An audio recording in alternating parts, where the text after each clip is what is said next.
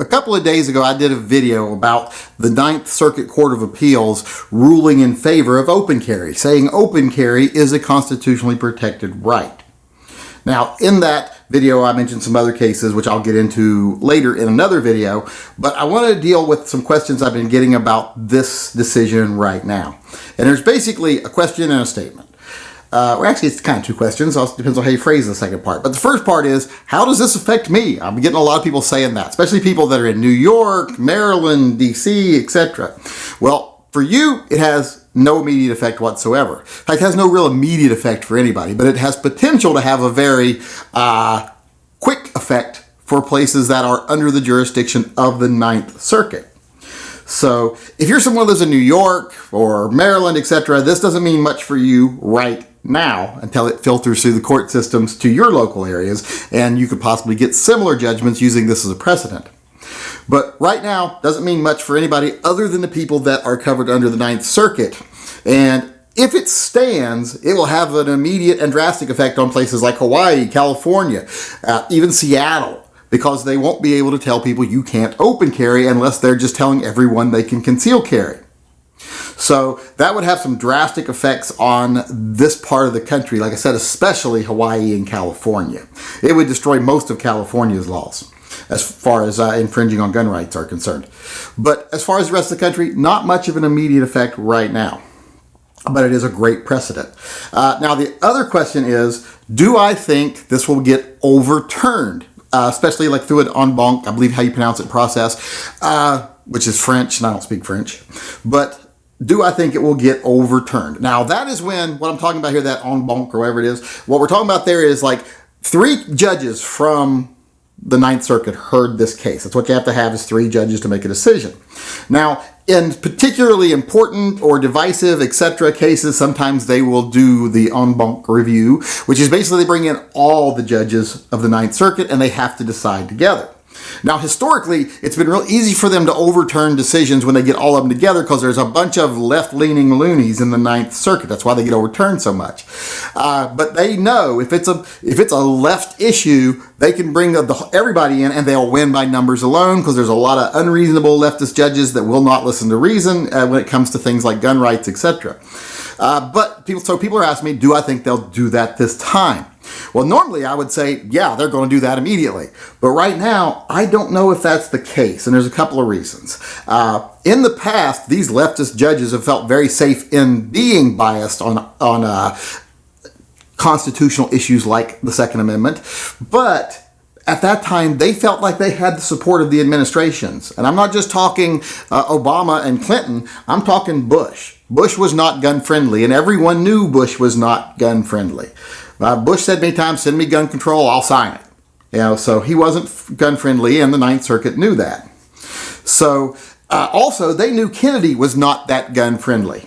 I mean, he rules on the side of gun rights sometimes, and usually actually, but he doesn't like to hear Second Amendment cases. He's usually not one of the people that will agree to hear the case. In fact, Kennedy has stood in the way of a lot of cases being heard by the Supreme Court that are Second Amendment related. And the Ninth Circuit knew that. They knew there was always that chance that Kennedy would just refuse to hear it, and therefore they would be able to overturn it with all their leftist judges, and it would just sit there and it would never go any further because of that. But things are a little different now. Kennedy's not going to be there for much longer. In fact, he won't be there to hear anything that would come from this. There's probably going to be a judge in there that's going to be far more friendly to the Second Amendment, far more friendly to the Constitution, period. And if that's the case, the Ninth Circuit may sit back and say a couple of things. One, they may say, well, this administration is not too friendly to us judges bringing our leftist policies into our decisions. I don't think you should bring right-leaning policy opinions into decisions either. I think it should just be based on the Constitution. But right now we're dealing with the lefts. So they're saying this administration might not be friendly with us. So if we do something crazy left-wing, they might be looking for other people to fill our jobs. So they're worried about their own bread and butter right now, their own salaries. You know, they live pretty nice lifestyles on those circuit court judge salaries.